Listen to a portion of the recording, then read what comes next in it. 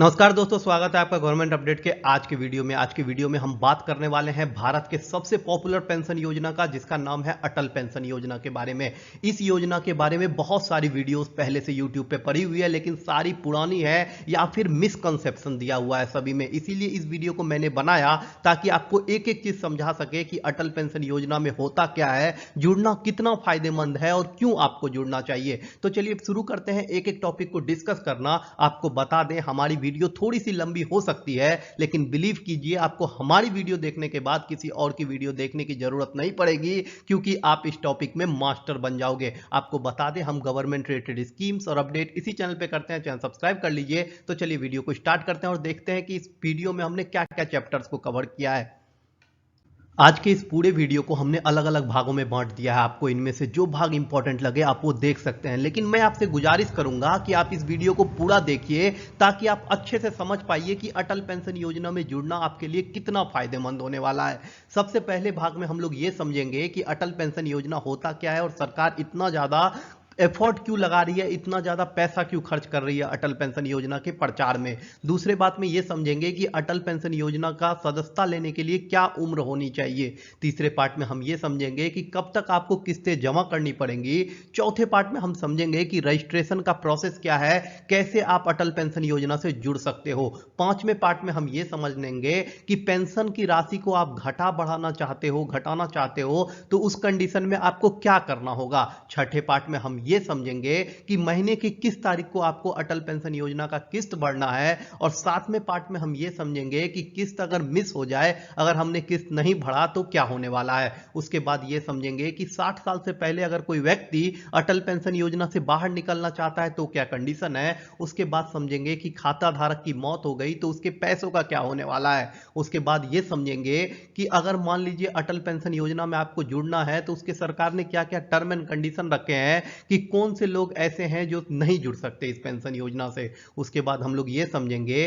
कि अटल पेंशन योजना में किस उम्र में कितना पैसा जमा करे तो पेंशन कितना मिलेगा। तो चलिए वीडियो को देखते हैं आगे। सबसे कॉमन सा सवाल हमारे देश में यही पूछा जाता है कि हमारे बुढ़ापे का सहारा कौन बनेगा, क्योंकि हमारे देश में मैक्सिमम लोग ऐसे हैं जो छोटे मोटे काम करते हैं, खेती किसानी करते हैं या फिर छोटा मोटा बिजनेस करते हैं। उनके पास सरकारी जो जॉब करते हैं उनके पास तो एक पेंशन का सहारा होता है, लेकिन जो लोग सरकारी जॉब नहीं करते, कोई प्राइवेट बिजनेस कर रहे हैं या फिर प्राइवेट दुकान चला रहे हैं या प्राइवेट छोटा मोटा बिजनेस ही कर रहे हैं, उनके सर पे सबसे बड़ा टेंशन यही होता है कि बुढ़ापे का सहारा कौन बनेगा, बुढ़ापे में दवाई का खर्चा कैसे निकलेगा, बुढ़ापे में खाने का खर्चा कैसे निकलेगा। तो इसी चीज के लिए शुरुआत किया सरकार ने अटल पेंशन योजना का। 2015 में इसका शुरुआत होता है और शुरुआत होते ही बूम, मतलब समझिए पूरे भारत में सबसे ज्यादा लोगों ने इस योजना में सब्सक्राइब कर लिया, क्योंकि इस योजना की खासियत ही कुछ ऐसी है। अब यह समझते हैं कि किस उम्र में अटल पेंशन योजना से जुड़ना सबसे सही रहता है। अटल पेंशन योजना में जुड़ने के लिए ऑफिशियल उम्र जो सरकार ने दिया है वो है 18 वर्ष से 40 वर्ष। इस बीच का कोई भी व्यक्ति जो है अटल पेंशन योजना में जुड़ सकता है। लेकिन आपको बता दूं, एक बार जैसे ही आप जुड़ते हो आपको हर महीने किस्तें जमा करनी पड़ती है, हर महीने अपना प्रीमियम जमा करना पड़ता है और ये आपको मेंटेन करना पड़ता है 60 साल की उम्र तक। अब ये समझते हैं कि ये जो 60 साल की उम्र तक आप किस्तें भरते हो, इसका क्या क्या बेनिफिट आपको मिलता है और ये कितना अच्छा फैसिलिटी सरकार ने आपको दे दिया है। चलिए उसको समझते हैं। ये बात तो मैंने आपको पहले ही क्लियर कर दिया कि 18 से 40 साल का कोई भी व्यक्ति जो है इस योजना से जुड़ सकता है, और एक बार जब वो जुड़ जाता है तो उसको मंथली प्रीमियम जमा करना पड़ता है। जो मंथली वो पैसे जमा करेगा उसी को जोड़ के उसके 60 साल बाद सरकार भी उसमें कुछ एड ऑन करेगी और दोनों जोड़ के आपको जो है किस्तें मिलती है 1000 से 5000 के बीच में। अब आपको एक छोटा सा एग्जांपल देके समझाता हूं। अगर कोई 18 साल का व्यक्ति है जिसको 1000 रुपए पेंशन चाहिए तो उसको मात्र प्रति महीने 42 रुपए जमा करना पड़ेगा। अगर उसी व्यक्ति को 18 साल के व्यक्ति को महीने का 5000 पेंशन चाहिए 60 साल की उम्र के बाद, तो उसको 210 रुपए जमा करना पड़ेगा। तो आपको ज्यादा दिमाग नहीं खराब करने का जरूरत है, आप बस अपना उम्र और आपको कितना पेंशन चाहिए वो कमेंट कर दीजिएगा। मैं आपको बता दूंगा कि आपको प्रति महीने अटल पेंशन योजना में जुड़ने के लिए कितना रुपए देना होगा। 5000 के पेंशन के लिए, 1000 के पेंशन के लिए या 3000 के लिए। आपको बस अपना उम्र और कितना पेंशन चाहिए ये आपको लिखना है कमेंट में। अब ये देखते हैं कि कैसे रजिस्ट्रेशन करा सकते हैं और किन किन बैंकों से आप जुड़ सकते हैं अटल पेंशन योजना से। इस पेंशन योजना में जुड़ना भी आसान है। इस पेंशन योजना में जुड़ने के लिए बस आपको एक चीज का ध्यान रखना है, आपको अपने बैंक जाना है और वहां जाके बोलना है कि जिस बैंक में आपका खाता हो, आपको बोलना है कि हमें अटल पेंशन योजना जुड़ना है। वो आपको एक ऑफलाइन फॉर्म देगा, उस फॉर्म को फिलअप करके आप अटल पेंशन योजना में जुड़ सकते हैं। अगर आपके पास इंटरनेट बैंकिंग है तो आप इंटरनेट बैंकिंग से भी जुड़ सकते हैं, आप पोस्ट ऑफिस से भी जुड़ सकते हैं। लेकिन मेरी सलाह यही होगी, अगर आपके नजदीक में पोस्ट ऑफिस है या फिर पोस्ट ऑफिस का अकाउंट है आपके पास, तो आप पोस्ट ऑफिस से ही जुड़िए। पोस्ट ऑफिस ज्यादा बेस्ट है किसी भी तरह के पेंशन योजना के लिए। अब ये समझते हैं कि किस बात का ध्यान रखना है। एक व्यक्ति एक ही जगह अटल पेंशन योजना का लाभ ले सकता है। जुड़ तो जाओगे आप अलग अलग जगहों पर, लेकिन बाद में जब आपकी मैच्योरिटी पीरियड होगी तब सरकार जो है किसी एक खाते को डिस्क्लोज कर देगी, किसी एक खाते को बंद कर देगी और कहेगी कि आप एक ही जगह से पेंशन उठा सकते हो। तो आपका वो सारा रकम जो जमा करोगे वो बिना इंटरेस्ट के आपको मिलेगा। इसीलिए किसी एक ही जगह से जुड़िए अटल पेंशन योजना से।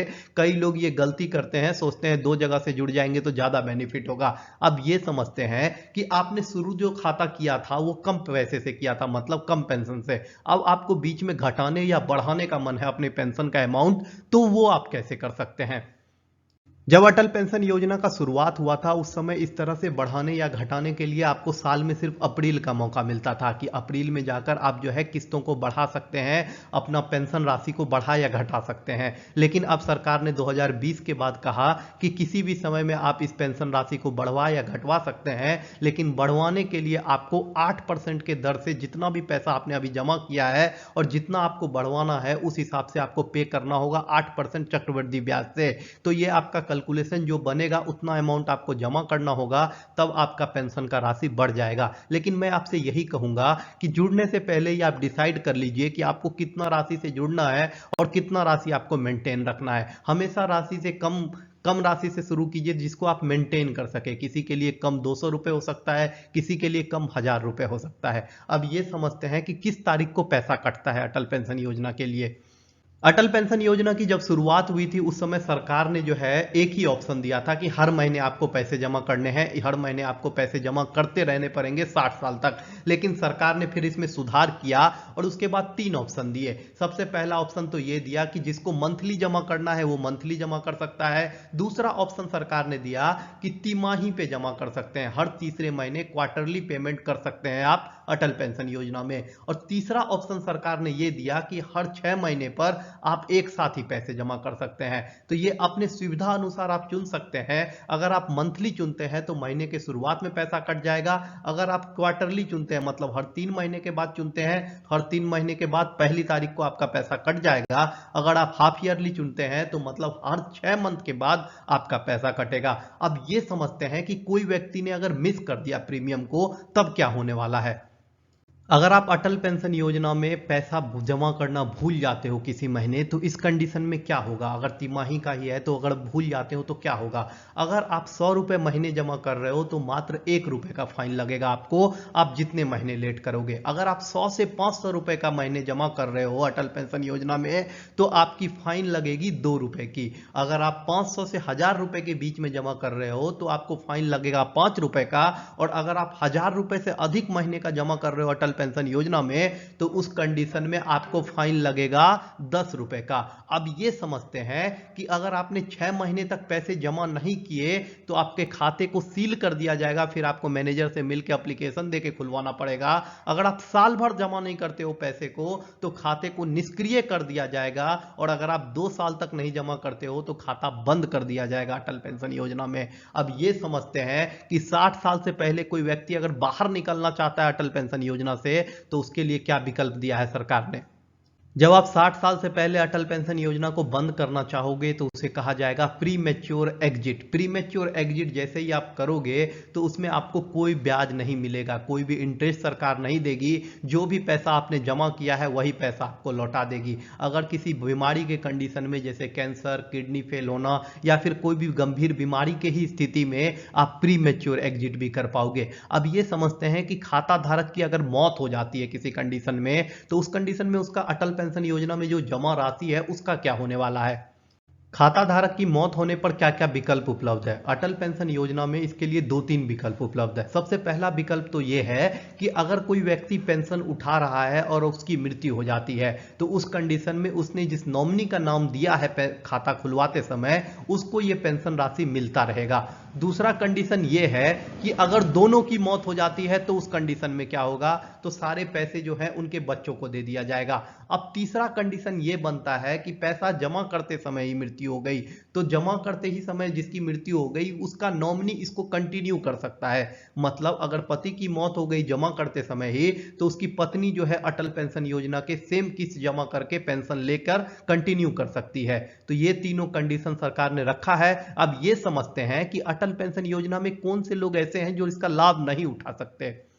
सरकार ने इसमें बहुत सारे बदलाव किए हैं, बहुत सारे वीडियो जो हैं पुराने पड़े हुए हैं, उसमें सारा अपडेट नहीं दिया हुआ है। तो आपको बता दें, कोई भी व्यक्ति जो टैक्स भरता है वो अटल पेंशन योजना से नहीं जुड़ सकता है। सबसे पहला तो वो हो गया। दूसरा, कोई भी व्यक्ति जो राज्य सरकार का या केंद्र सरकार का पेंशन उठाता है वो लोग नहीं जुड़ सकते। कोई भी व्यक्ति जो कर्मचारी भविष्य निधि से जुड़ा हुआ है वो इसका फायदा नहीं उठा सकते। इसके अलावा असम टी प्लांटेशन, असम के लोग जो टी प्लांटेशन एसोसिएशन से जुड़े हुए हैं वो भी इसका लाभ नहीं उठा सकते। भारत का जो नागरिक नहीं है वो भी लाभ नहीं उठा सकता। इसके अलावा सरकार कहती है कि कोई भी व्यक्ति किसी भी तरह के पेंशन स्कीम में जुड़ा हुआ है वो इस अटल पेंशन योजना से लाभ नहीं उठा सकता। अब ये समझते हैं लास्ट में कि आपको पर्सनली कितना पैसा जमा करना होगा अटल पेंशन योजना में जुड़ने के लिए, एक अच्छी खासी पेंशन उठाने के लिए। अटल पेंशन योजना को कैलकुलेट करने के लिए बहुत सारे कैलकुलेटर बने हुए हैं ऑनलाइन जिस पे आप जाकर कैलकुलेट कर सकते हो, या फिर इससे भी आसान तरीका मैं आपको बताता हूं। बस आपको आपका उम्र लिखना है कमेंट में और साथ में ये लिखना है कि आपको महीने का कितना पेंशन चाहिए। मैं आपको बता दूंगा कैलकुलेट करके कि आपको कितनी राशि हर महीने की जमा करनी है। इसी तरह की गवर्नमेंट रिलेटेड स्कीम्स और अपडेट जो आपके लिए बहुत ही जरूरी होते हैं वो सब मैं इसी चैनल पर अपडेट करते रहता हूँ। चैनल सब्सक्राइब कर लीजिए और हमारा साथ देते रहिए। जिन्होंने अभी तक वीडियो देखा है उनका बहुत बहुत धन्यवाद।